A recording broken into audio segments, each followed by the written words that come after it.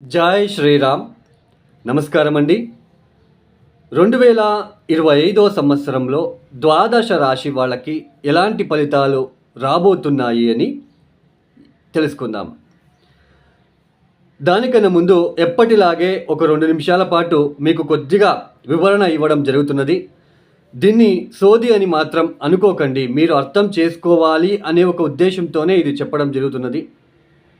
Concept మీకు అర్థమవుతేనే మీకు కూడా అర్థమవుతుంది, మీరు కూడా అర్థం చేసుకోగలుగుతారు అని ఒక ఉద్దేశం నాది, అంతే. ఇక్కడ చూడండి, ముఖ్యంగా మనకి ఈ సంవత్సర ఫలితాలు అనేవి దీర్ఘకాలిక గ్రహ సంచారం ఏదైతే ఉన్నదో, అంటే గురు, శని, రాహు, కేతుల ఒక సంచారాన్ని బట్టి మనము సంవత్సర ఫలితాలు అనేది మనము చెప్పుకుంటున్నాం. ఈ మాస ఫలితాలు వచ్చేసి, అంటే మంత్లీ ఒకసారి ఫలితాలు వచ్చేసి, ఈ మిగతా గ్రహాలు ఏదైతే ఉందో నెలకి ఒకసారి మారే గ్రహాలు. తర్వాత చంద్రుడు 2.5 రోజులకు ఒకసారి మారుతాడు. తర్వాత ఈ యొక్క కుజుడు 45 రోజులకు ఒకసారి మారుతాడు. ఇలా ఈ ఒక గ్రహాలని బట్టి మనము ఈ మాస ఫలితాలు అంటే మంత్లీ రిజల్ట్స్ అనేది చెప్పుకుంటున్నాం. అయితే ఈ ద్వాదశ రాశుల వాళ్ళందరికీ కూడా, అంటే ఈ సంవత్సరంలో 2025 సంవత్సరంలో ఈ ఒక రాశి వాళ్ళకి అద్భుతమైన ఫలితాలు అని మనం చెప్పుకుంటున్నాం. అయితే అందరికీ కూడా అలాగే ఉంటున్నదా? ఇప్పుడు వృషభ రాశి వాళ్ళకి 2025 సంవత్సరంలో చాలా అద్భుతంగా ఉంటుంది. 2025 సంవత్సరం మొత్తం కూడా వృషభ రాశి వాళ్ళకి చాలా బాగుంటుంది. అయితే వృషభ రాశిలో పుట్టిన వాళ్ళందరికీ కూడా ఒకేలాగా ఫలితాలు అందరికీ కూడా బాగా ఉంటుందా? అలా ఉండదండి. ఎందుకు అంటే స్వజాతకం, వాళ్ళ ఒక జాతకం అనేది చాలా ఇంపార్టెంట్. వాళ్ళ పుట్టిన తేదీ, ఏ నెలలో పుట్టారు, ఏ సంవత్సరంలో పుట్టారు, ఆ రోజు ఎన్ని గంటలకు పుట్టారు, ఇది మనకి చాలా ఇంపార్టెంట్. ఆ ఒక సమయానికి, వాళ్ళు పుట్టిన సమయానికి ఏ లగ్నం ఏర్పడింది, ఏ నక్షత్రం ఏర్పడింది, ఏ దశాభుక్తి ప్రారంభమయ్యింది. దశాభుక్తి అంటే ఏంటి? ఒక వ్యక్తి జన్మించిన సమయంలో ఏ రాశిలో ఏ నక్షత్రంలో పుట్టి ఉంటారో. ఇప్పుడు ఫర్ ఎగ్జాంపుల్, ఒక వ్యక్తి మఖా నక్షత్రంలో పుట్టాడు. మఖా నక్షత్రం పుట్టాడు కాబట్టి ఆయనకు కేతు మహాదశ ప్రారంభమవుతుంది. అంటే కేతు మహాదశలో పుట్టాడు. అది పాదాలు బట్టి, మఖా నక్షత్రం 3వ పాదమా, 2వ పాదమా, 4వ పాదమా, ఈ పాదాలు బట్టి కేతు మహాదశ బ్యాలెన్స్ దశ ఎన్ని రోజులు ఉంటుంది అనేది తెలుసుకుంటాం. ఇలా కేతు దశ అయిపోయిన తర్వాత శుక్ర మహాదశ 20 సంవత్సరాలు, తర్వాత సూర్య మహాదశ, తర్వాత చంద్ర మహాదశ. చంద్రుడైపోయిన వెంటనే కుజుడు వస్తాడు. కుజుడైపోయిన వెంటనే రాహు వస్తాడు. రాహు అయిపోయిన వెంటనే గురు వస్తాడు. ఇలా దశాభుక్తులు ఒక్కొక్కటే మారుతూ వెళ్తూ ఉంటుంది. ఈ దశాభుక్తి సమయంలో ఇప్పుడు ఫర్ ఎగ్జాంపుల్ శుక్ర మహాదశ ప్రారంభమైంది. శుక్రుడు మీ జాతకంలో యోగకారకుడా? మంచి ఒక స్థానాల మీద ఉంటున్నాడా? మీరు పుట్టినప్పుడు మంచి స్థానాల్లో ఉంటే ఆ 20 సంవత్సరాలు కూడా శుక్ర మహాదశ చాలా బాగుంటుంది. శుక్రుడు అంటే ఏంటి? కళాకారకుడు. తర్వాత లగ్జరీ వెహికల్స్ కావచ్చు, మంచి గృహాలు కావచ్చు, మంచి ఉద్యోగం కావచ్చు, భార్యతో మంచిగా ఉండడం కావచ్చు, మంచి భార్య కావచ్చు.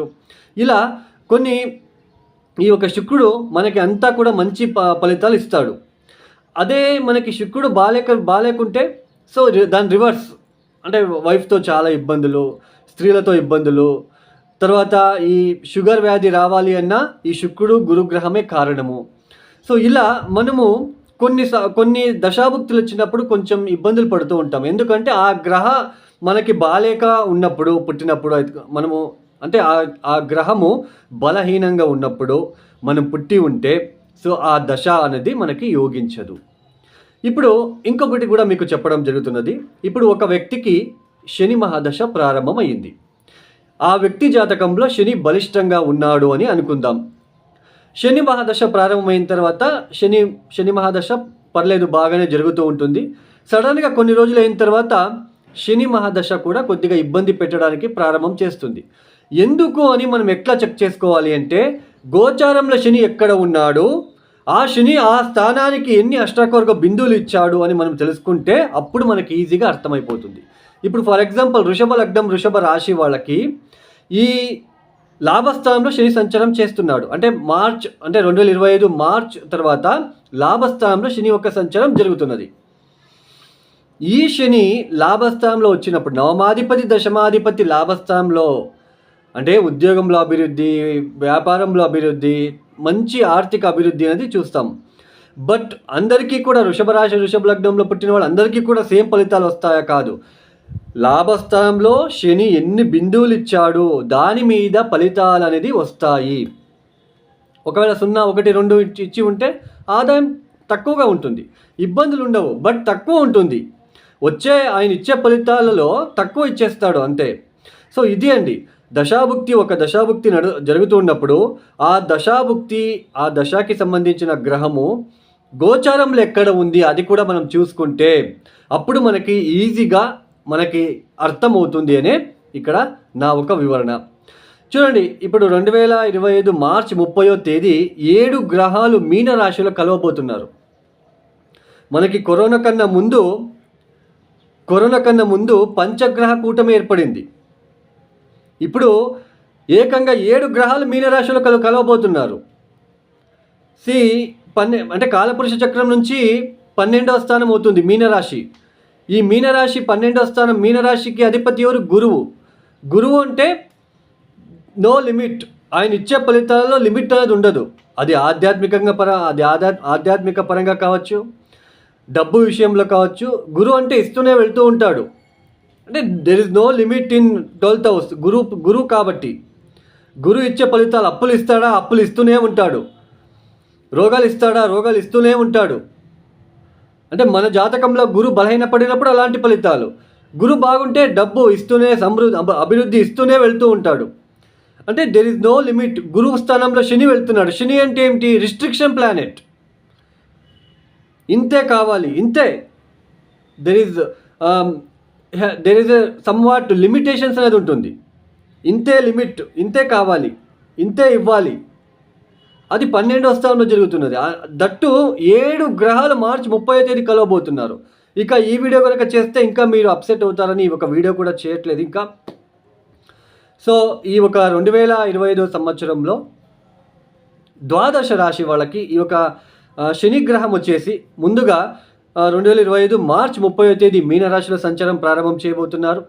2025 మే 14వ తేదీ గురువు గారు మిథున రాశికి వెళ్ళి సంచారం ప్రారంభం చేయబోతున్నారు. 2025 మే 18వ తేదీ రాహువు కుంభరాశిలో, కేతువు సింహరాశిలో సంచారం చేయబోతున్నారు. ఈ ఒక గ్రహ సంచారం వల్ల ద్వాదశ రాశి వాళ్ళకి ఎలాంటి ఫలితాలు రాబోతున్నాయో ఒక్కొక్కటి తెలుసుకుంటూ వెళ్దాం. ముందుగా మేషరాశి.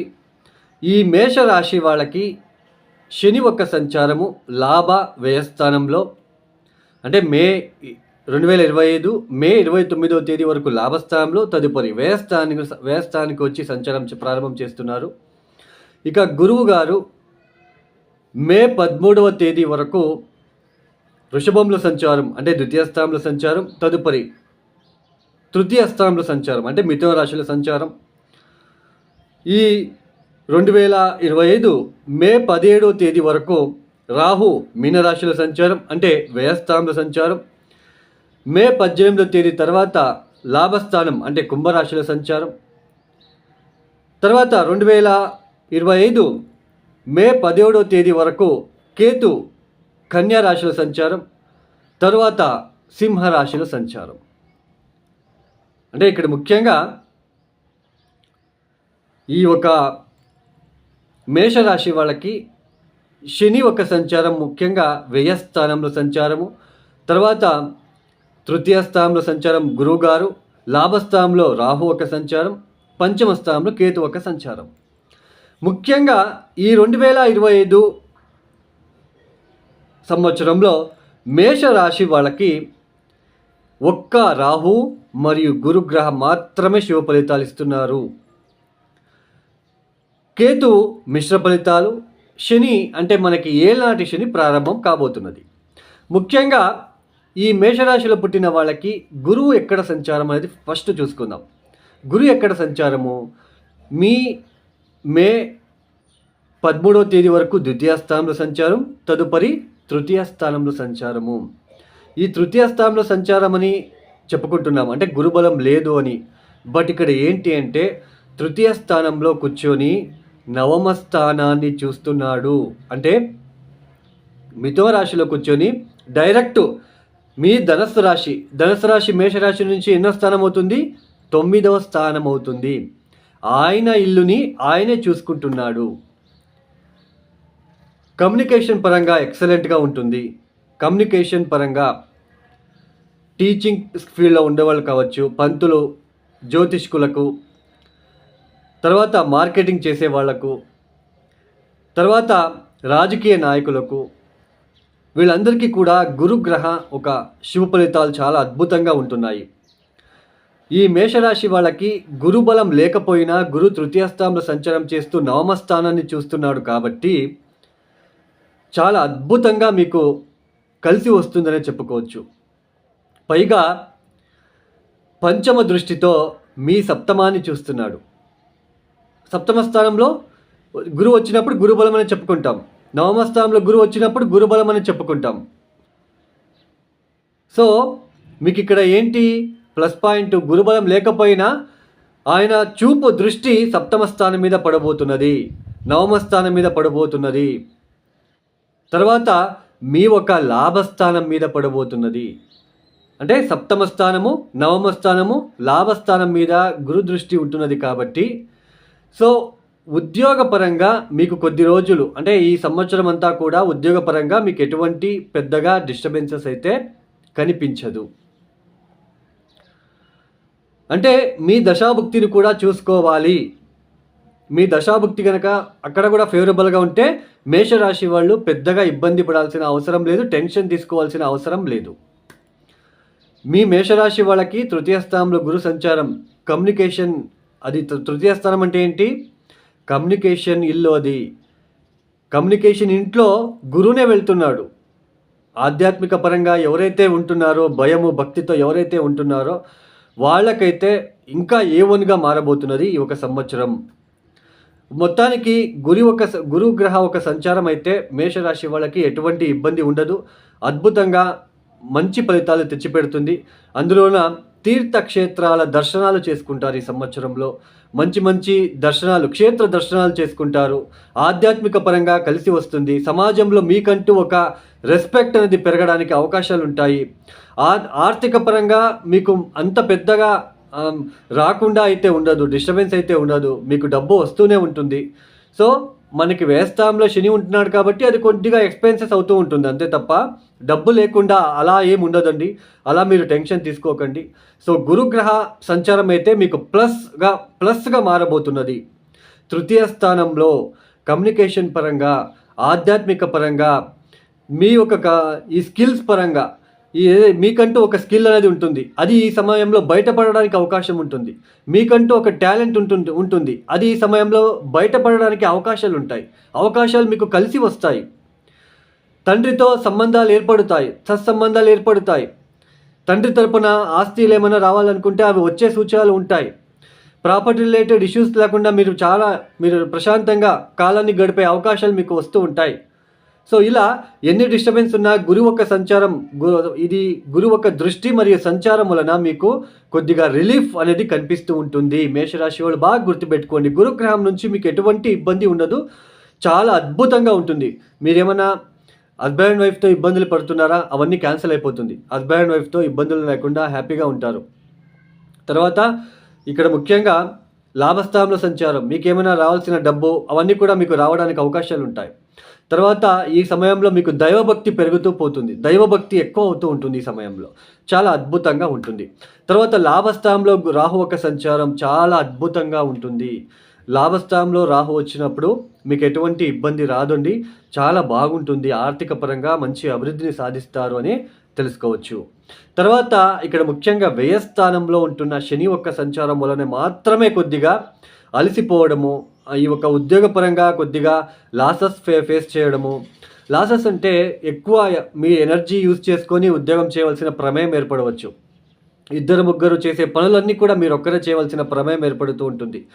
తర్వాత శారీరకంగా కొద్దిగా అలసిపోవడం లాంటిది, ఆరోగ్యరీత్యా కొద్దిగా డిస్టర్బెన్స్ అవ్వడం లాంటిది, సో నిద్ర లేకుండా ఉండడము, కొద్దిగా టెన్షన్లా ఉండడము, ఇవన్నీ కూడా ఉంటుంది.